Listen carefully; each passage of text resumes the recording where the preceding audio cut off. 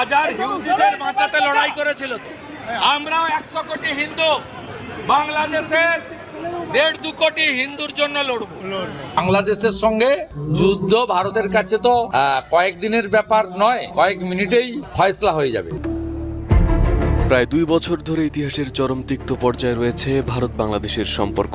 অন্তর্বর্তী সরকারের শাসনামলে দীর্ঘদিনের ঐতিহাসিক সম্পর্ক গিয়ে ঠেকে একেবারে তলানিতে। বাংলাদেশের পক্ষ থেকে বারবার সেই সম্পর্ক স্বাভাবিক করার চেষ্টা চললেও সীমান্তের ওপাশ থেকে সহযোগিতা মেলেনি। আর এমন পরিস্থিতিতে উত্তেজনার আগুনে ঘি ঢালতে ব্যস্ত ছিলেন ভারতের ক্ষমতাসীন বিজেপি নেতারা, যারা বারবার সীমান্তে অস্থিরতা সৃষ্টি করতে চেয়েছে, যাদের নেতৃত্বে হামলা হয়েছে দেশটিতে অবস্থিত বাংলাদেশ হাইকমিশনেও, পোড়ানো হয়েছে বাংলাদেশের পতাকা।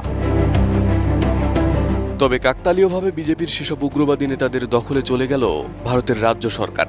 পশ্চিমবঙ্গের বিধানসভা নির্বাচনে দীর্ঘ 15 বছরের তৃণমূল কংগ্রেসের রাজত্ব ভেঙে ভূমিধর জয় পেয়েছে বিজেপি। আর এই জয়ের মাধ্যমে মমতা ব্যানার্জিকে পরাজিত করে রাজ্য সরকারের মসনদে বসতে যাচ্ছেন বিজেপি নেতা শুভেন্দু অধিকারী।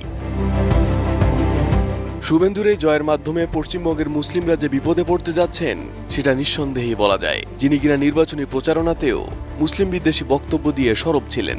শুধু মুসলিম বিদ্বেষী বক্তব্য নয়, বাংলাদেশ বিদ্বেষী বক্তব্য ছিল চোখে পড়ার মতো। দেশটিতে থাকা মুসলমানদের বাংলাদেশি অনুপ্রবেশকারী বলেও আখ্যা দেন শুভেন্দু। এমনকি নির্বাচনে জয় পেলে সেসব অনুপ্রবেশকারীদের ভারত থেকে বের করে দেওয়ার হুঁশিয়ারি দেন বিজেপির এই নেতা। সবাই তৈরি, বাংলা বাঁচাতে হবে, বাংলাকে বাংলাদেশ হতে, পশ্চিমবঙ্গকে বাংলাদেশ হতে জামাতিদের হাতে যেতে দেব না।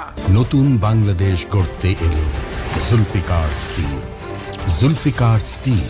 এদিকে ফলাফলের পর প্রেস ব্রিফিংয়ে শুভেন্দু দাবি করেন শুধু হিন্দুদের ভোটে জয় পেয়েছেন তিনি, মুসলমানরা তাকে কোনো ভোটই দেয়নি। जितना मुसलमान वोट देने के लिए निकला सब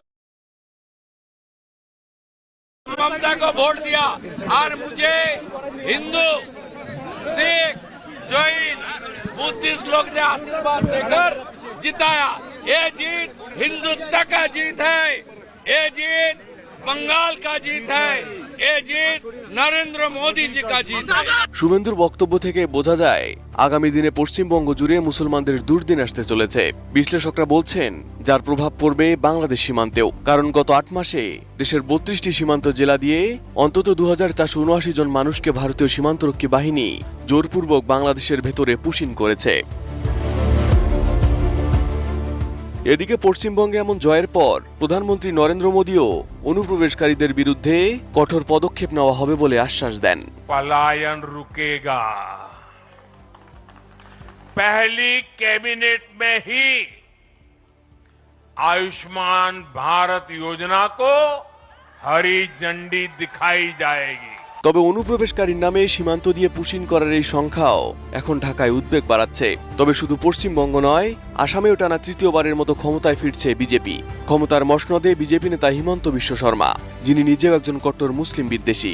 নির্বাচনী প্রচারণায় এআই ভিডিও ব্যবহার করে বাংলাদেশ এবং মুসলিম বিদ্বেষী